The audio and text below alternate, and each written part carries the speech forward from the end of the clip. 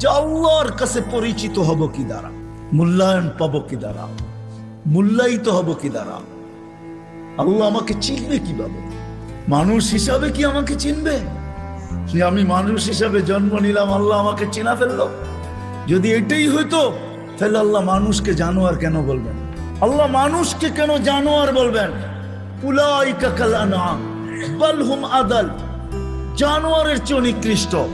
মাসালুহুম কামাসালিল কালব কেন আল্লাহ বলবেন? যে এদের দৃষ্টান্ত কুকুরের ন্যায়।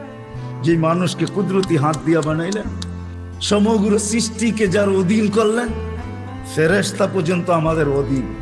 যদি অধীন না হইতো তাহলে ওলামা এই কথা কোত্থেকে বলে যে সূরা হাশরের মাগরিবের পরে 3 আয়াত পড়তে দেরি, 70,000 ফেরেশতা ফজর পর্যন্ত তোমার জন্য কাঁদতে দেরি করে না।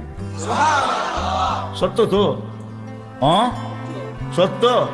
ফজরের পরে আবার 70,000।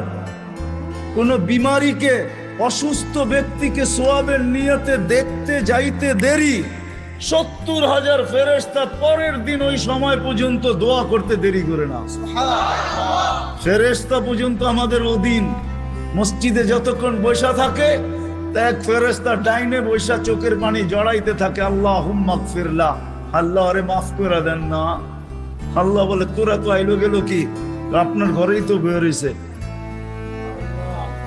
আমাকে জিজ্ঞাসা করেন কেন তোর দিলে এত ব্যথা কেন? আপনার ঘরেই তো বয়ে রয়েছে। বন্দা তো আপনারই, সৃষ্টির সেরা তো আপনিই বানাইছেন।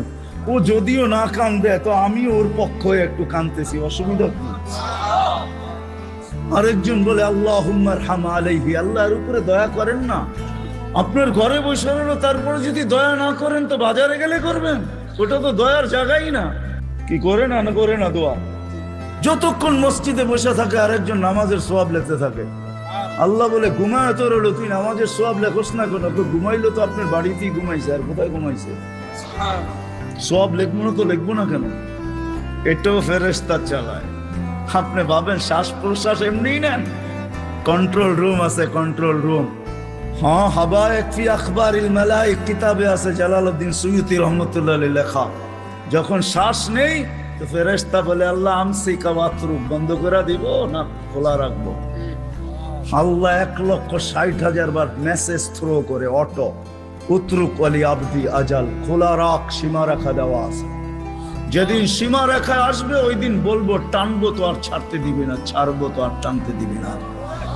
বিনা দ্বিধায় 1,60,000 বার শ্বাস প্রশ্বাস নিতেছে। আসেন একটু ভাবি। সুর তো আমার কাছে নাই যে আমি আপনাদেরকে পাগল করব। এরকমই ডোলের মতো আওয়াজ যদি দিলে গাথে। আসেন একটু ভাবি যে আল্লাহ চিনে কিনা, আল্লাহর কাছে পরিচয় পরিচিতি দিতে কি? দুনিয়ায় তো পরিচয় পরিচিতির অর্জন করার হাজারো পন্থা আছে, হাজারো তরিকা আছে, হাজারো ভাবে মানুষ পরিচিত হইতে পারে।